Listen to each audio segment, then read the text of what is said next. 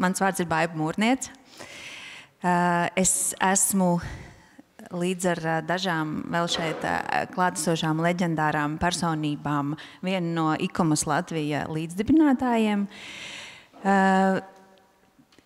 Tad, kad es nedomāju par tieši ICOMOS Latviju un kultūras mantojumu, kultūras pieminekļiem, tad es strādāju kultūras ministrijā, kultūra politikas departamentā. Un tur gan mēs arī turpinam domāt par kultūras mantojumu jau daudz plašākā ziņā, arī dzen par radošām industrijām un pilnīgi visu, kas ir saistīts ar kultūra politikas veidošanu.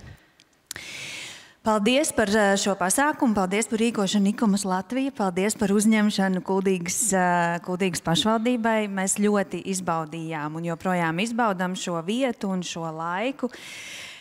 Venēcijas harta, kas ir pieņemta 1964. gadā, ir ikoniskākais. Un vienlaikus šķiet arī visvairāk diskutētais un pašu autoru apšaubītais starptautiskais dokuments kultūras mantojuma nozarē. Un vismaz reizi 10 gados tā radītāji, arī ieviesēji paši uzdod sev šo jautājumu, vai hartu papildināt, pārrakstīt, skaidrot, ko vēl. 64. gadā hartas radīšanas laikā, kā jau no rīta mēs dzirdējām, tā tad bija pēckara rekonstrukcijas izaicinājumi, tehnoloģiju attīstība, vēlme pēc iespējas ātrāk attīstīties arī ekonomiski, strauja urbanizācija, atjaunota interese par kultūras identitāti pēckara laikā, arī dzen pieaugoša interese par turismu. Kas ir šodien? Visticamāk, ir daudz vairāk ietekmes un šie izaicinājumi. Es dažus šeit sev pierakstīju. Proti klimantu pārmaiņu ietekme un arī nepieciešamība tām pielāgoties. Militāru konfliktu apdraudējums, apzināta iznīcināšana, vēstures falsificēšana, tehnoloģija attīstība, digitalizācija, komerciālais spiediens. Būtiski ir mainījusies sabiedrības loma. Plašāka ir izpratne par nemateriālā kultūras mantojuma nozīmi. Tomēr dažkārt ir finanšu un personāla trūkums, kā arī tradīciju un zināmu prasmju izzušana. Kā to visu salāgot? Un vai Venēcijas harta mums var palīdzēt joprojām? Par to mēs parunāsim šeit priekšā sēdošie, arī jūs priekšā sēdošie. Es jūs iepazīstināšu ar diskusijas dalībniekiem. Roberts Grīnbergs ir Latvijas Piļu un mūžu asociācijas prezidents. Jānis Lēnieks, arhitektūras zinātņu doktors un žurnāla Latvijas arhitektūra galvenais redaktors. Gundars Ūķis, Jūrmalas valstspilsētas kultūra telpas un vides dizaina centra vadītājs. Ināra Būla, ICOMOS valdes priekšsēdētāja un Cēsu muzejā direktora, Cēsu pils pavēlniece tātad. Un Jāna Jākapsona ir galvenā UNESCO nominācijas virzītāja Kuldīgā. Sākam varbūt ar to, ka es lūkšu jūs katru ar sevi iepazīstinot, pastāstīt, kas ir tas, ko jūs paņemsiet mājās no šīs dienas satikšanās, kā mums vēlēja domas priekšsādātāji no rīta. Kas ir jūsu takeaway? Paldies! Jā, piezīme bloknots ir pilns ar piezīmēm, un, protams, tur būs pārdomas un arī tālāk informācijas nodošana gan kolēģiem, gan studentiem. Bet tāda, manuprāt, tā galvenā atziņa ir tā, ka mēs nedrīkstam fragmentāri un īstermiņā pieiet lietām, arī lasīt dokumentus fragmentāri, un bez tāda kopēja konteksta un kopējas ainas šie risinājumi nevar būt piemēroti tai konkrētam vietai, objektam, ēkai. Un tātad šis te konteksts, šī te kopaina, mērķis un būtība, nevis tāda atsevišķu frāžu lietošana. Tā būtu tā galvenā lieta. Jā, man laikam ir līdzīgi, bet visnotaļ svarīgi ir saprast, kā jau arī Baiba minēja, kad nedaudz ir mainīsies mūsu uztvere un to, ka nemateriālais un materiālais kultūras mantojums un visa tā viņu būtība un uztveriet roku rokā, un tas nav savstarpēji atdalāms, un tas ir jāņem vērā arī skatoties plašāk atjaunošanas kontekstā kādu objektu vai pilsētbūvniecību vai arī vēsturisku vietu, un ir jādomā par to, ka tomēr kam tad īsti mēs atjaunojam un saglabājam šo kultūras mantojumu, un ka tas tomēr ir cilvēks. Jā, es arī pievienojos abiem jau iepriekš viedokļiem, kas nāca no kolēģiem. Šī lieta ir jāskata kontekstā. Mūsu konkrētā specifika ir šis materiālais kultūras mantojums, šī arhitektūra, ņemot vērā un, kā lai saka, līdzsvarojot šo vajadzību un nepieciešamību atjaunot šo vēsturisko mantojumu kontekstā ar sociāla-ekonomiskajiem apsvērumiem, kontekstā ar finansiālajiem apsvērumiem, ar tehnoloģiskajām iespējām. Un, jā, tas viss ir jāskat stipri paplašināti. Savādāk mēs varam nonākt pie tās situācijas, ko es varu, teiksim, kā tādu ļoti uzskatām paraugu no Jūrmālas minēt, kad vienkārši nesot fleksibli pietiekami, mēs varam zaudēt ilgtermiņā ļoti lielu daļu šo te vēsturisko mantojumu.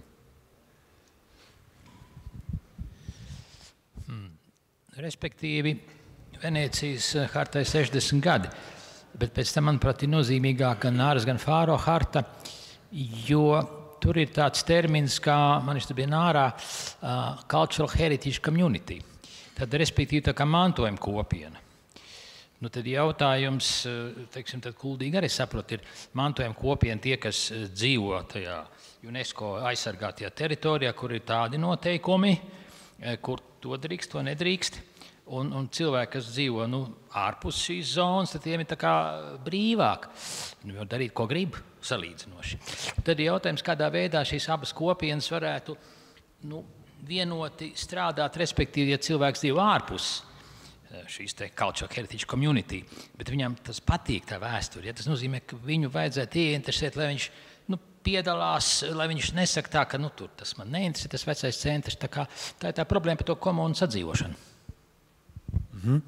Mans viedoklis varētu būt līdzīgs, bet ņemot vērā, ka mēs šeit šodien visi esam galvenokārt ar tādu ievirzi, ka mums visiem šķiet, ka kultūras mantojums ir vērtība un tas ir jāsaglabā, bet tomēr mums katram ir viedokļi atšķirīgi, un tas ir labi, ka šie viedokļi ir atšķirīgi, un arī mēs redzējām dažās šajās prezentācijās, ka arī izskanēja dažādi viedokļi par vienu to pašu jautājumu, kas nozīmē, ka ikreiz ir nepieciešams arvien vairāk par to diskutēt, un tādas diskusijas ir vajadzīgas. Tā kā tas vienmēr to pierāda, ka tiešām šāda pasākuma kā šodien tie ir aktuāli. Paldies! Jā, paldies. Un nākamais jautājums man būs Jānim Lejniekam, bet es aicinu arī pārējos apdomāt un ļoti priecāšos arī par jūsu viedokli. Proti, mēs šeit esam tādi zinām ekskluzīvas kopienas pārstāvji ar vairāk vai mazāk kategorisku redzējumu par Venēcijas hartas principu piemērošanu. Bet kā jau mēs te pat visi pieminējām, mūsdienās kultūras mantojuma politika vairāk ir vērsta tieši uz cilvēkiem un uz sabiedrību. Kā jūs domājat, Venēcijas harta ir dokuments ikvienam vai tikai nozares ekspertiem?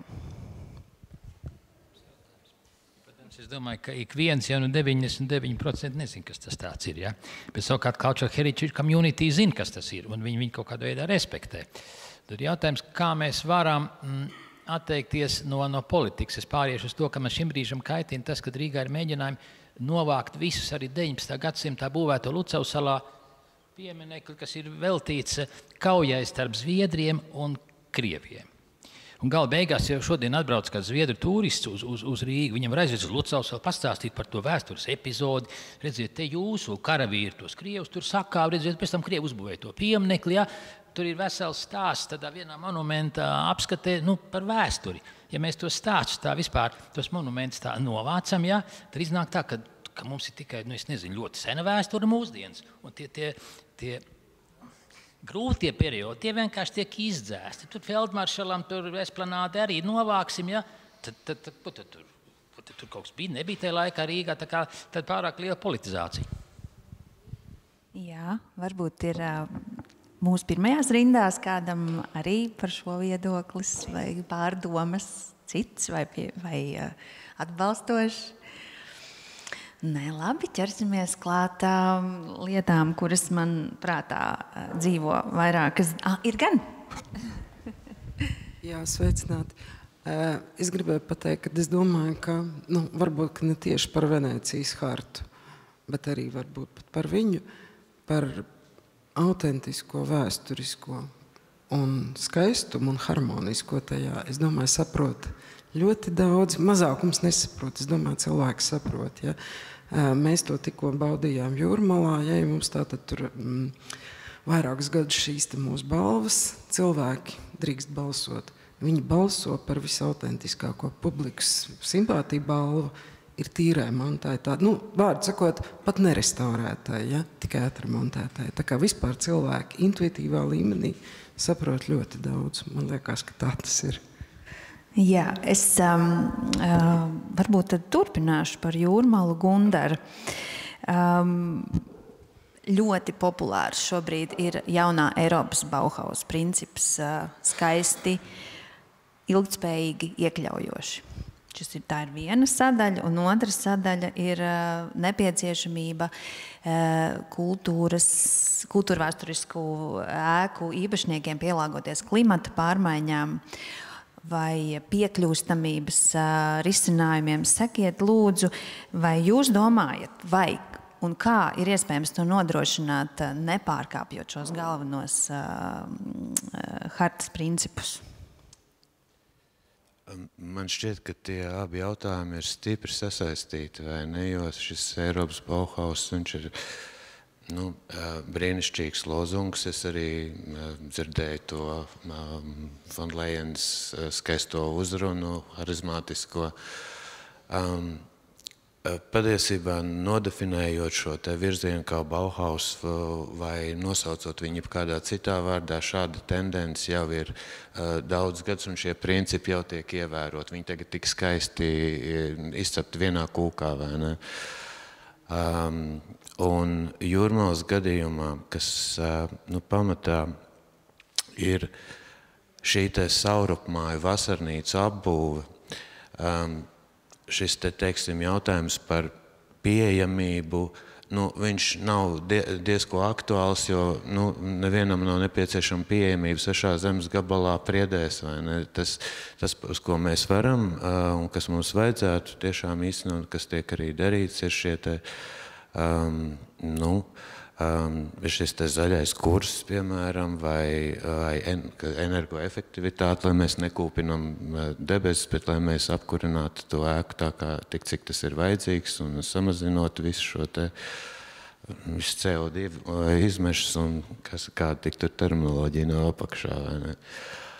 Un neapšaubām, man kolēģe Sandra jau pieminēja savā prezentācijā to, ka šīs te mūsu trauslās, kā mēs viņu saucam, nif mājiņas no 3 eventiņiem, vai ne, neizbēgami tas prasa šo te konstrukciju stiprināšanu, siltināšanu, un siltināšana, protams, nereti iet pretstatā tam, ko mums uzdod darīt šī Venēcijas harta vai kādi citi šie starptautiskie plānošanas vai atjaunošanas, ēku atjaunošanas dokumenti. Un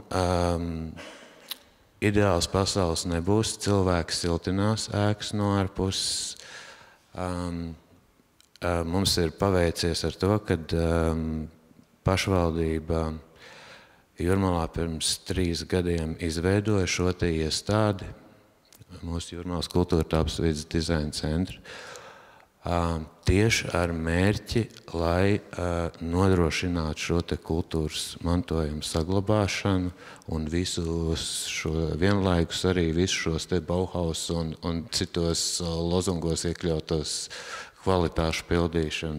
Tas agrāk nebija, un es gan Jūrmalas pašvaldībā strādāju jau faktiski 19 gadus, bet šāds te faktiski grūdienis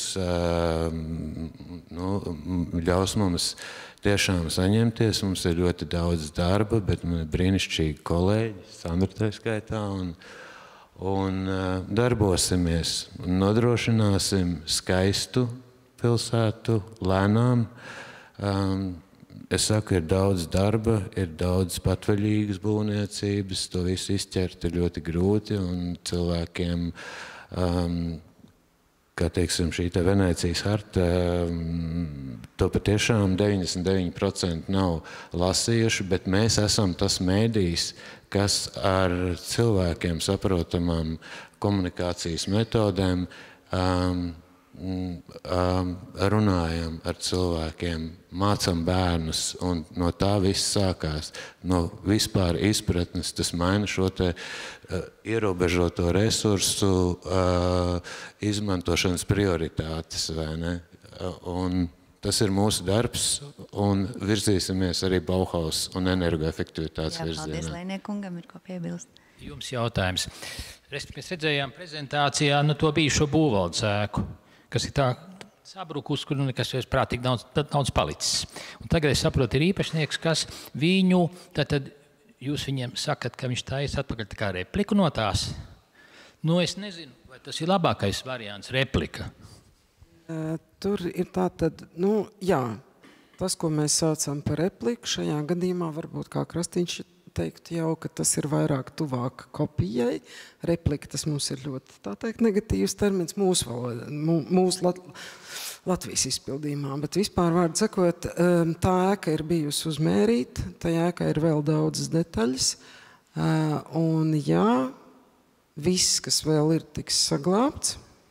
Vismaz mēs tā ļoti gribētu un pieskatīsim. Un ir uzmērījumi, un tā tad viņš veidos. Jā, vismaz tā tad apjoms vēl principā būtu glābjams. Es nezinu, mums ir tik daudz jaukas ēkas Jūrmalā, kas ir saglabājuši sevi. Šeit ir tā, kad ir, sakot, grausts, un tagad viņu mēģināt replicēt.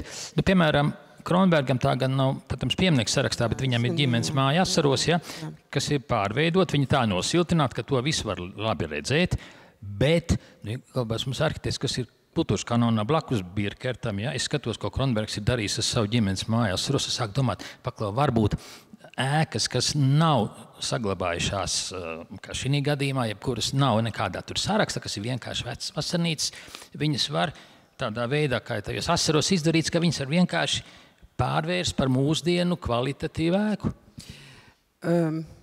Es varbūt, ka varu komentēt, tas ir piemineklis. Tas ir piemineklis, tā ēka ir piemineklis, un viņi vēl aizvien ir sarakstos. Ja? Un Gundars laikam varētu stāstīt tālāk tieši par šo ēku, ja tu gribētu dzirdēt. Ja? Jautājums, kas ir arī administratīvs un juridisks, tātad piemineklis, kuru mēs nedrīkstam nojaukt. Mēs nedrīkstam pat graustus demontēt, un tā bija kultūras ministrijas atbilde uz mūsu vēstuli. Ja? Ka jebkurš grausts un drupas, arī tas ir skaisti, un viņam jāpaliek, tāpēc tā māja paliek stāvot. Ja? No otras puses, ja, tātad tēma vai precīzi kopija vai jaunbūve tajā vietā, un, es nezinu, kāda atbilde. Vēl pirms 3 gadiem es būtu teikusi jaunbūvi, bet šajā brīdī es tā vairs nesaku, tāpēc, ka, ja mēs ejam nākošo soli par šo te, to pašu, tātad, nemateriālo izjūtu par pilsētu, pilsētas tēlu varbūt, jā, un par visām šīm lietām. Man liekas, ir kaut kādā brīdī tev jaunbūvju un autentisko ēku, tev ir kaut kāda proporcija, viņa mainās. Un kurā brīdī tev iestāsies tā proporcija, ka tev būs tas, ko rādīja Jana, daudz jaunbūvs un drusku, jā, tā tad vēsturiskie objekti. Un es teiktu, ka vispār arī par šo ēku es nebūtu ticējis pirms 3 gadiem. Ja? Emocionāla diskusija par to, vai mums Jūrmalā vajag pārbūves, vai mums vajag kopijas, vai mums vajag pārveidojums. Mums Jūrmalā vajag saglabāt šo mūsu Jūrmalas sajūtu. Es to pat klasificētu kā nemateriālā mantojuma sadaļa. Tā ir visa šī apbūves izjūta, šī vēsturiskā atmiņa, un reizēm arī, ja nav citu variantu vai kādi citi apsvērumi, šī kopija spēj iznest šo te variantu. Jo es saku, mums nav viņas veidotas kā dzīvojamās mājas.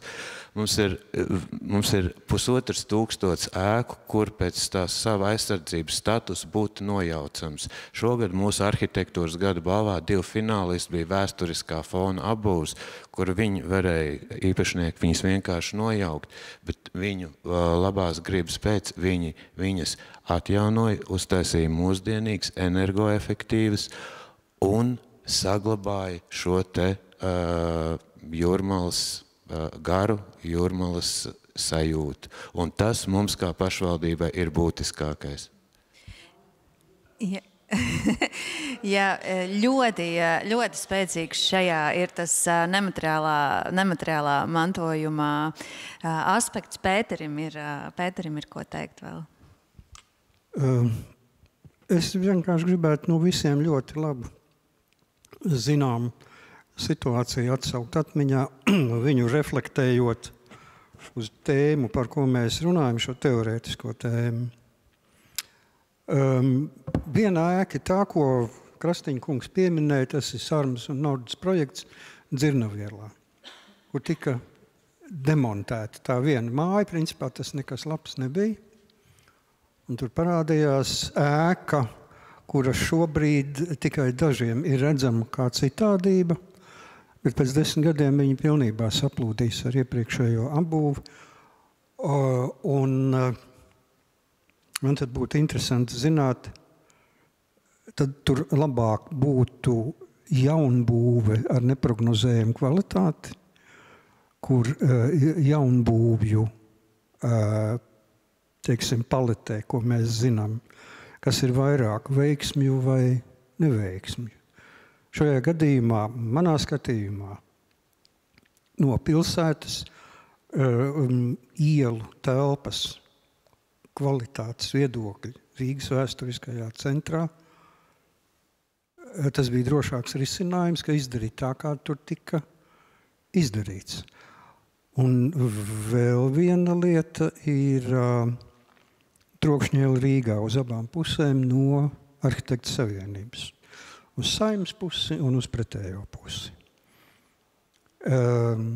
Posmā starp Arhitektu savienību un Pulvertorni tur bija sarkano lukturu rajons līdz viņas Latvijas laikam, ja bišķi vēlāk kaut kad. Viņas bija pašvaki būvētas 18. gadsimta ēkas, un viņas tāpat tās bija pielipušas klāt. Pa kreisi uz Saeimas pusi un arī otrā ielas pusē blakus Zviedru vārtiem, ja mēs skatāmies uz Jēkabu kazarni, tad pa kreisi. Arī tur bija tukšumi. 80. gados izstrādāja lauku projekts vai kolhos projekts vai ceļu projekts. Tur izstrādāja jaunbūvis. Es nestāstīšu to anekdotisko ceļu, bet principā mums toreiz izdevās, svaigajā mājīgā izdevās nobremzēt tos projektus un izdevās pārliecināt Georgu Baumanu, ka tur to nevajag būvēt, ka tas nav labi. Un tur parādījās ēkas, kas nav precīzas kopijas zudušajai apbūvei. Daudz tur viņas kādas 5, 6, bet kurās principā tika iedēstītas iekšā šīs te ģenētiskās līdzības ar vecrīgas apbūvi, tā skaitā pēc tam arhitektoniskās izpētes grupa, tur vēl tās 3 ēkas uz Saeimas pusi. Un kaut vienam acis sāp uz to pusi skatoties. Man liekas, ka runājot par hartām un nehartām, harta principā harta ir harta, angļu valodā precīzi tas vārds. Ja? Tas ir kaut kas ciets. Mums ir visvairāk ir jāmēģina saprast, ko mums vajag, ko mums konkrētajā vietā un laikā vajag, lai nesabojātu savu vidi. Un ja mēs to hartu un citus dokumentus spējam izmantot tā, kā labs dakteris tev zāles izraksta, tad viss kārtībā. Tu jau runā par tām trokšņās mājām, ko tu dizainēji. Bet tu dizainēji arī māju no Artes saimnības uz Pulvertoņa pusi Torņielā, kas ir publicēta grāmatā Rīgas nākotnes vēsture. Un, respektīvi, tu domā, ka arī to vajadzētu realizēt, aizbērt to grāvi, tajā vietā iebūvēt kādas vismaz 2-3 mājiņas, lai būtu vairāk iespēja, ka tu ej pa Torņielu, ka tā ir iela, nevis tikai iela gar vecatības mūri. Tas bija ļoti sens stāsts, un tur bija nelielu asimetrisku nabiņu virkni, ko Holcmans Andrēs man pateica. Ja viņus uzbūvēs, es viņus pats nodedzināšu. Bet tā būtība bija tāda, jā, ka man tas tukšums tajā vietā un tās vietas neizmantojamība. Un ņemot vērā to, ka Torņiela ir ārkārtīgi vējaina, un ziemā tur nav kur, tur caurvējš ir. Tad es izdomāju, ka vajag pielipināt to, kas kādreiz pie aizsargmūra bija, tādas mazas smieklīgas mājiņas, kurās varētu būt kaut kāda dzīvība iekšā.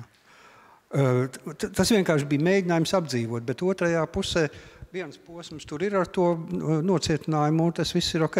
Bet jā, jautājums ir par to, ka mēs neizmantojam ļaunprātīgi to hartu paši sev un cilvēkiem, kuri no mums atkarīgi, kā izpildītāji vai lēmumu izpildītāji. Vai mēs viņam nereti nepadaram dzīvi nesaprotam un grūtāku? Es izmantošu brīdi personīgai piezīmei. Es šos abus kungus pazīstu jau 27 gadus, un es šobrīd publiski atzīšos savā mīlestībā pret viņiem abiem un pret viņu nemitīgajām diskusijām un dažādajiem viedokļiem. Fantastiski to izbaudīt. Bet Janai vēl bija arī kaut kas sakāms šajā lietā. Jā, es tikai nedaudz gribēju pakomentēt iepriekš dzirdētos 4 terminus par izrietoši no kultīgas kā pasaules mantojuma vietas konteksta. Grausti. Tātad mēs, ja mēs sakam grausti, tas ir kaut kas grūstošs un ar tādu negatīvu pieskaņu. Mēs kultīgā speciāli esam pārveidojuši šos terminus uz pilsētvidē atgūstamās ēkas, jo tad tas ir tā uzreiz jau orientēti, jau iezīmēts, kas ir tas darāmais. Tad, ja mēs sakam, grausts vidi degradējoši, tad tas iet uz leju ar negatīvu pieskaņu. Mums ir, jā, tātad, es tik kā pieredze. Otrs ir tātad kopija, tad no mūsu viedokļa ļoti pastāv aktuāla diskusija, kas ir kopija un kas ir tradicionālās būvniecības turpināšana vai tradicionāla būvniecība, jo kopija, jā, varbūt tradicionāli būvējot mēs uztaisam kopiju, bet tā jau ir atkal tā prakse. Tas ir tas nemateriālais mantojums un tās ir tās zināšanas, kas mums ir jāturpina. Bet tas ir labākās kvalitātes kopija, ja mēs runājam par to. Tad aura un vietas izjūta, tā ir tāda ļoti īpaša lieta, ko var ātri izbojāt ar kontrasta principu vai tādu nepārdomātu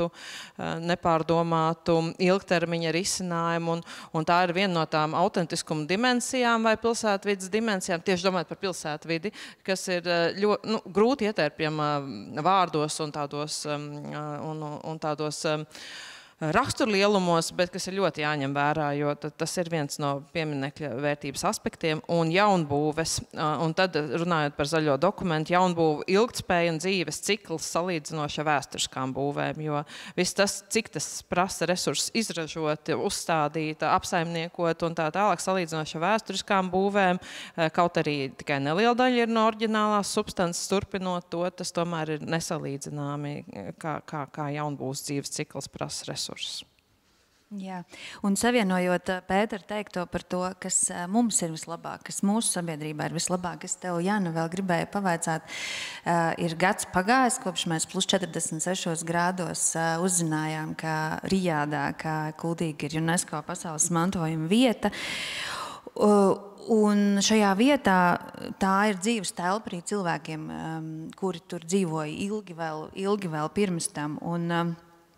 Un pastāv tāda nostāja un teorija, ka kultūras mantojuma galvenais īpašnieks ir tieši kopienas, un tieši viņi ir arī galvenie saglabāšanas eksperti.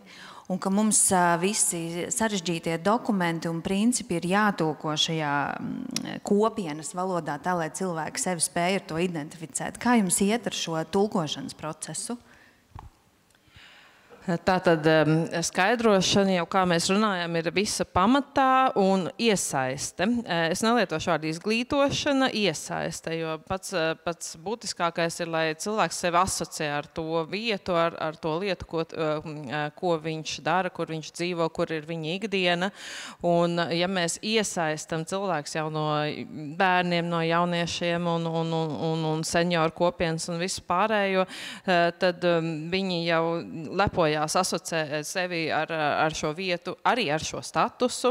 Mēs organizējam dažādas ekskursijas senioriem, jo viņi mums ir lūguši, mēs gribam saviem viesiem rādīt UNESCO vērtības, un izstāstiet mums, kas tas ir, jo mēs visiem iesim un leposimies. Un iedzīvotāju ekskursijas un viss pārējais, tas ir tāds iesaistes aktivitāte. Un ja mums tā kā jautā cilvēki, kā mums iet, dzīvojot gadu UNESCO šajā statusā, tad pēc būtības būtu ļoti nepareizi, ja kaut kas būtu mainījies. Jo, ja tā attīstība ir bijusi tik pēctecīga un ilgtermiņa un cauri visiem šie padomu laikiem un brīvvalsts atgūšanas laikiem un visiem jauniem materiāliem, visām pieejām, tad šī mirklī noteikti nekam nevajadzētu mainīties. Protams, ja uzlabosies iedzīvotāju sadzīves apstākļi un finansiālā situācija un mēs mācēsim gudri izmantot viesu, sniegtās iespējas, tad tas viss būs pievienotā vērtība, bet jebkurā gadījumā, kā izskatītos Kuldīga pēc 50 gadiem, pēc būtības nekam nevajadzētu īpaši mainīties. Jā. Roberta, jautājums tev. Pēters savā uzrunā mums parādīja un vēl vienreiz atgādināja, kas ir rakstīts Venēcijas hartā, un proti tās viena no galvenajām idejām ir aizsargāt vēsturisko pieminekļu estētisko un vēsturisko vērtību. Un mēs jau domājām un runājām par to, kas tiek uzskatīts par vērtību un kam tad ir prioritāte arhitektoniskajam, kultūras vai vēsturiskajam aspektam, bet varbūt nemateriālajam mantojumam. Kā tu domā, kā panākt materiālā un nemateriālā mantojuma sinerģiju, kā panākt, kā perfekti restaurētā telpā ienest dvēseli un vai tavuprāt Venēcijas harta ņem vērā nemateriālo mantojumu? Jā, šeit es varu ar viedokli pārcelties no lielpilsētas un mazpilsētas uz laukiem, uz pilīm un muižām, kas mums Latvijā ir nemazums. Un tur tiešām ir šādi izaicinājumi ļoti bieži, ka ir jaunatjaunots objekts, un tad mēs domājam par to, kā iedzīvināt šo ēku un kā rast jaunu funkciju vai saglabāt iepriekš esošo. Un tad nevajag aizmirst un vienmēr vajag paturēt prātā, ka visa pamatā ir šis cilvēks, kuram mēs arī to visu radam un kuru funkcijām tas tiks pielāgots.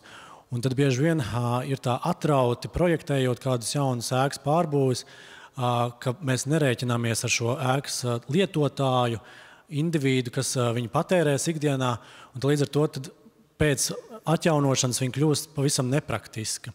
Un tajā brīdī mēs varam arī saskarties ar to, ka arhitekta iecer ir bijusi laba, atjaunot vēsturisko pēc iespējas autentiskāk, bet patiesībā bieži vien tas varbūt kaut kādā veidā apgrūtina to lietošanu. Tad mēs varam tur balansēt un domāt, kā ir bijis labāk un kā vajadzētu būt labāk, bet, protams, vajadzētu tiekties uz to, ka mēs atjaunojam to vēsturisko substanci un tad arī iedzīvinot šajā ēkā to funkciju rodot, tad skatīties, lai tā būtu saskaņā ar to vidi. Un, tas, protams, ir viens no aspektiem, šis nemateriālais kultūras mantojums. Bieži vien mēs dzirdam to, ka šīm vēsturiskajām ēkām, kurām mūsdienās vairs nav šīs kungu mājas dzīvojamās princips, ka mēs viņus pārveidojam par tādām publiski pieejamām, funkcionālām ēkām, tad mēs bieži vien dzirdam, ka tās pārvērš par muzejiem. Un muzejs ir viena no tām funkcijām, ka nemateriālais kultūras mantojums arī var rast savu attīstību, bet arī tādas koprades telpas vai kādi amatu centri vai viss kas cits. Bieži vien, kas mums liekas tāds arhīsks un sens ar senām tradīcijām, tad tam obligāti jāatrod vieta arī senā ēkā. Bieži vien pat nesaistīti, ka tā ir muižas kungu māja un tajā mēs ieliekam tagad puzura darbnīcu vai jebko citu, tikai tāpēc, ka tas ir sens un šis arī ir sens. Bieži vien varbūt tad neiet šīs tradīcijas kopā, bet tas ir veids, kā iedzīvināt šīs vietas, jā, un galvenokārt šis cilvēks, kas tajā vietā ir dzīvojis, un viņš arī tajā lauka teritorijā arī dzīvojošs, būs vienīgais. Jo mēs mākslīgi nevarēsim pievest tur kravu ar cilvēkiem klāt, kas tagad to ēku apdzīvos. Un tas labais piemērs arī ir ar tām vēsturiskajām lauku skolām, kas ir kungu mājās muižu arī bijušas, un tagad pēdējo gadu laikā tās ir zemos bērnu skaita dēļ slēgtas. Un tās arī šobrīd dzīvo tikai tādēļ, ka ir vēl joprojām tur aktīvi pagasta pensionēti skolotāji, kurai to vajag, un kuras dēļ tā ēka tiek atvērta un logi vēl joprojām nav aiznagloti. Un šī skolotāja, viņas entuziasma dēļ, šīs durvis ir atvērtas un viņi gaida ciemos turistus un interesantus, lai tiešām parādītu gan to vēsturisko, gan mūsdienās uzslāņoto. Un te arī var minēt to, ka Venecijas harta to arī bieži vien arī mums norāda, tos uzslāņojumus, un daudzajādā ziņā arī šajās kungu mājās mēs redzam, ka šie padomu laiku uzslāņojumi nevienmēr ir tie sliktākie un uzreiz noņemamie. Mēs varam minēt tur dažādus piemērus Latvijas teritorijā arī, kur tas ir kļūst par tādu jau kiču, jo mēs zinām, ka ir vajadzīgi miljoni, lai to atjaunotu tādā autentiskajā veidolā. Tad šobrīd tas padomu laiku uzslāņojums ir tas, kas padara pievilcīgu to ēku. Šeit kā piemēru es varu minēt Vecaudzes pili, historismu tornis, un tajā ir pilnīgi tāds ārprātīgs stikla diskotēkas telpas iekārtojums, un tas šobrīd turistiem šķiet ļoti saistoši. Un kāds no arhitektiem, kāds no pārbūves projektu vadītājiem ir teicis, ka tas viss ir jāplēš nost un jāatjauno tas 19. gadsimta historisms, bet šajā brīdī man gribās teikt, ka tā būtu lieku izšķērdēšana un ka jāsaglabā tomēr ir tas, varētu teikt, tāds debīls, tas iekārtojums, jā, tādu vārdu lietot, bet tas tiešām tur ir un tas fascinē. Un tas nav tikai viens toriņš stāvs, tie ir pat veseli 3 šķiet, un to var braukt un par to jūsmināties. Darbmācības kabinets Popas muižā. Darbmācības kabinets Popas muižā. Jā, tas ir kā arī viens no piemēriem, ka šobrīd skola funkcionē Ventspils novadā Popas pusē, un tur ir 3 unikāli Latvijas mērogā tādas telpas ar koku apdares panelējumu, un tādas nav saglabājušās nekur vairs. Un tur šobrīd ir zēnu darbmācības klases, un pie šiem paneļiem koka oriģināliem ir pieklārti gan zāģi, gan āmuri, gan viss kas cits. Un mantojuma pārvalde jau krata ar galvu, jo vairāk kārt jau ir aizrādīts. Un tad šobrīd jau, protams, daudz no tā ir arī noņemts pēc arī Pētera Blūma ieteikuma, pēc komentāra skolas direktorai, bet vairāk kā 50 gadu laikā tas neienāca prātā, ka tie paneļi būtu jāsaglabā. Bet tagad, Dievs, tas arī ir nemateriālais mantojums, tas ir mans ģimenes nemateriālais mantojums, jo man tētis tur iemācījās plauktiņus taisīt. Un pie tiem paneļiem pienaglot. Jā, visticamāk, jā. Par perfekto restaurāciju. Paldies, Robert, par perfekto restaurāciju vēl runājot. Hartas 9. punkts. Tātad tas ir tas punkts, par ko visvairāk diskutējuši paši autori, apšaubījuši vai pārrakstīti. Tas ir arī tas punkts, tātad runa ir tieši par restaurācijas šo formulējumu. Tas ir tas punkts, kur pastāv risks pārāk vienkāršotai Venecijas hartas uztverei un piemērošanai, un tā tad ir runa par restaurācijas zinātnisko pieeju. Taču daži arhitekti un restaurātori un vēsturnieki uzskata, ka restaurācija ir arī mākslas forma, un tā ir nepieciešama radoša pieeja. Un šeit man ir jautājums vispirms Inārai, un pēc tam arī jums pārējiem. Restaurācija ir māksla vai zinātne? Restaurācija noteikti ir zinātne, un dažreiz ar mākslas elementiem. Un kāpēc dažreiz? Es zinu, ka ļoti daudz ir tādi, kur uzskata, ka tā ir tikai sausa zinātne, un ir, protams, dažādas restaurācijas pieejas un skolas, bet Jau šeit kolēģi arī izskanēja, ka mēs tomēr atjaunojam konkrētu kultūras pieminekli, vai tas būtu arhitektūra, vai māksla, vai interjeri, sabiedrības grupai. Un neaizmirsīsim, kad ir vietējā sabiedrība, lokālā sabiedrība, mantojuma sabiedrība, sauciet, kā jūs gribat. Un šeit man ir mans mīļākais piemērs, kur es jau esmu iepriekš teikusi par Sarkaņu baznīcas diamāts gleznas restaurāciju. Brīnišķīga, nopietna, ar zinātnisku pieeju esoša restaurātori pieķērās altāra gleznai, restaurēja, atlika atpakaļ baznīcā. Kā rezultātā vietējā kopiena vairs nepazina gadiem pielūgto svētbildi, jo Jēzus bija mainījis savu seju, jo izrādās, ka tur bija nemākulīgi pārgleznojumi un vēsturiskais oriģināls bija daudz savādāks. Un ļoti ilgs laiks pagāja, kamēr vietējā kopiena vispār pieņēma šo visu. Un tas arī ir tas stāsts par to, cik tālu mums ir jāiet ar to zinātnisko pieeju, kas būs gala lietotājs, kam mēs to daram. Vai mēs to daram, kā mums iepriekš jau teica, vienkārši tāpēc, kad mēs gribam, jo tas ir arhitektu koncepts, tāpēc, ka tā ir zinātniska pieeja, vai tas ir restaurātors, tāpēc, ka restaurē, jo ir jābūt vēsturiskajam oriģinālam, aizmirstot par šo tradīciju, par gadu gaitā uzkrāto kultūras atmiņu. Jo, piemēram, ja man tagad ir jāpasaka par Rīgas pils kapelas dienvidu sienas, šķiet 16. gadsimta gleznojumu, kādu es viņu atceros, un es esmu izveidojis savu individuālo atmiņu par viņu, un izskanēja, ka tas ir nepabeigts, un ja šobrīd mēs viņu restaurējam, iespējams pieliekot kaut kādus papildinājumus klāt, tas vairs nav mans, tā nav vairs mana atmiņa, tā nav vairs tā atmiņa, kas bija Pēterim droši vien atklājot un redzot, kā tas ir. Tas nebūs tas, ko redzēja Madara Rasiņa tajā brīdī, bet tas noteikti būs Latvijas Nacionālā vēstures muzeja apmeklētājiem, kuram nav šīs iepriekšējās bāzes un vispār nekādu atmiņu, un mēs veidojam viņu uztveri. Es laikam teikšu, jo tas nav viennozīmīgs jautājums, un šeit nevar tā pieiet. Rundāles pils mums arī ir piemērs par šo restaurāciju. Jā, es gribēju šo jautājumu arī Pēterim uzdot, bet Pēters arī grib pats vēl piebilst kaut ko. Restaurātoram ir jābūt māksliniekam. Viņam ir jābūt izcilam māksliniekam. Cik lielā mērā tas process ir radošs. Es negribētu strādāt ar restaurātoru, kurš ir tikai tehnisko un zinātnisko metožu pielietotājs pēc algoritmu. Un es varu pateikt, ēka, kurā jūs, es domāju, gan visi esat bijuši Mencendorf nams. Otrā stāv tā saucamā Vato zāle. Tur oriģināls ir apmēram 40%.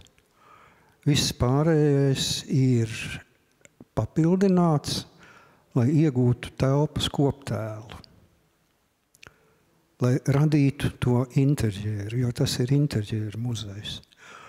Un, ja mēs runājam par glezniecību vai skulptūru, tur darbojās viena veida likumsakarības, un, ja mēs runājam par interjeriem, ja, tad mēs arī varam runāt par Rundāli. Viņi rīkojušies pēc līdzīgiem principiem. Viņiem šajā gadījumā šis lielais mākslas darbs ir Rundāles pils. Tā ir Rožu zāle vai kaut kas cits. Tā ir māksla ar ierobežotām tiesībām. Brīnišķīga definīcija, paldies. Un šeit arī pavīdēja tas tā zinātne un māksla, tā ir jābūt dvēselē, tā ir jābūt šīm emocijām un sajūtām, kas man savukārt liek domāt par mūsdienu tehnoloģijām un mākslīgo intelektu. Lēniekungs, kā jūs domājat, vai mākslīgais intelekts nākotnē varētu mums palīdzēt 60 gadus senu principu iedzīvināšanā?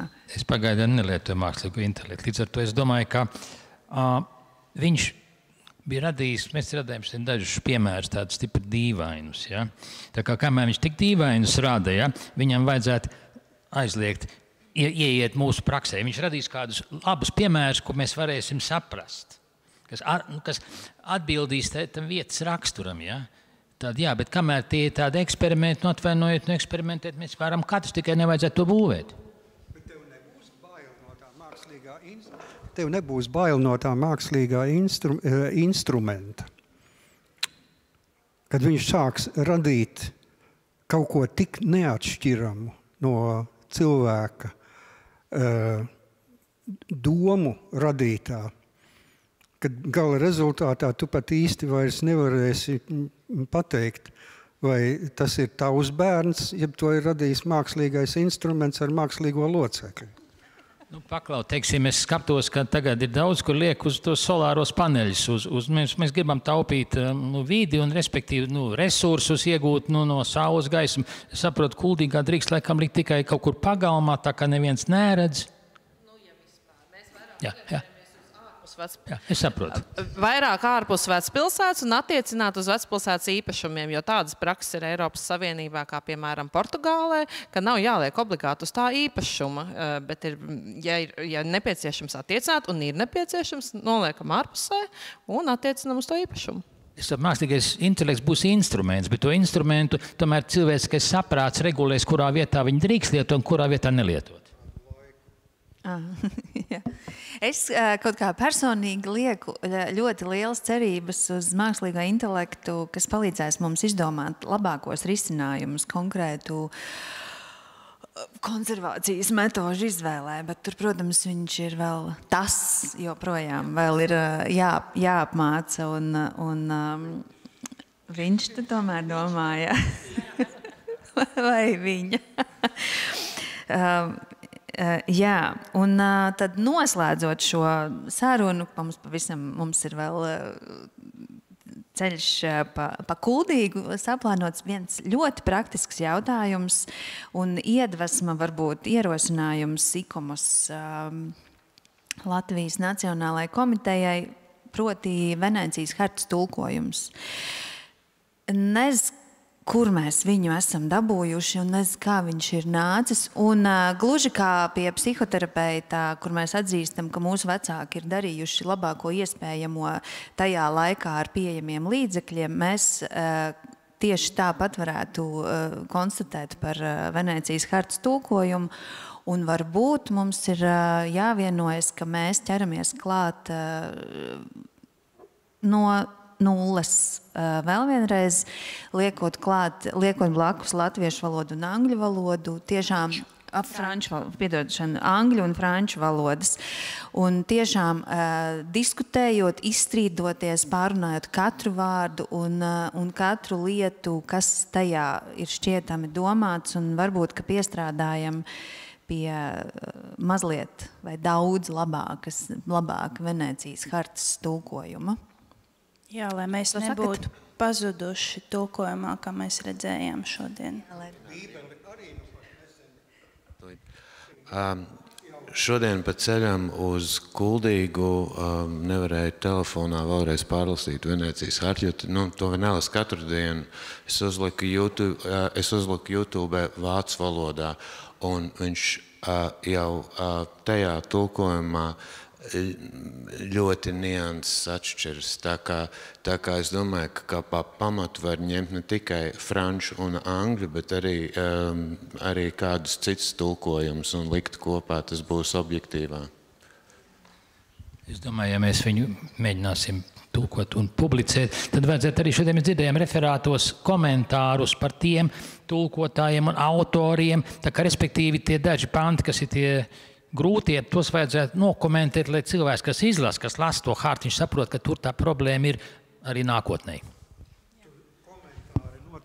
Komentāri noteikti ir vajadzīgi, jo ir dažas lietas, kas tur paliek it kā uz nagliņas pakārts, viņas nav pateiktas līdz galam. profesionāls, teiksim, mums nebūtu problēma to saprast, ja, bet cilvēks, kurš pirmo reizi lasa, ja, un tāpēc tāds komentāru pakete, ja, viņa kopumā būtu ārkārtīgi vērtīga, izglītojoša.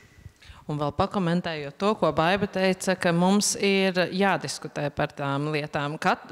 Pēters izgāja cauri 9. punkta šai atsevišķiem terminiem, cik daudz mēs varam dažādos veidos, latviešu valoda, protams, sniedz dažādas iespējas. Jā.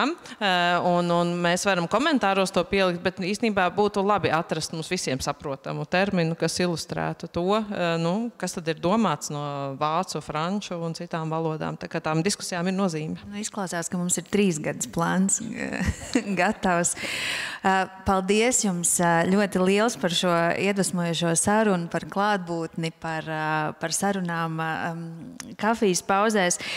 Es tikai vienu citātu, ko Raimonds Lemjērs, kurš tātad ir viens no Venēcijas hartas autoriem, 76. manā dzimšanas gadā ir uzrakstījis. Būtu pārāk viegli domāt, ka vienkārša dažu noteikumu ievērošana ļaut mums atrisināt tik smalku jautājumu. Bez talanta, kas nepieciešams jebkura vērtīga darba radīšanai, svarīgāks ir tieši gara stāvoklis, kas garantē panākumus. Un šo gara stāvokli raksturo 2 īpašības – cieņa pret veco darbu un pieticība iejaukšanās procesā. Es vēl labprāt pieminētu arī spriestspēju, pazemību, ilgtermiņu, kontekstu un gal galā cilvēku, kuram mēs to visu darām. Paldies jums ļoti liels!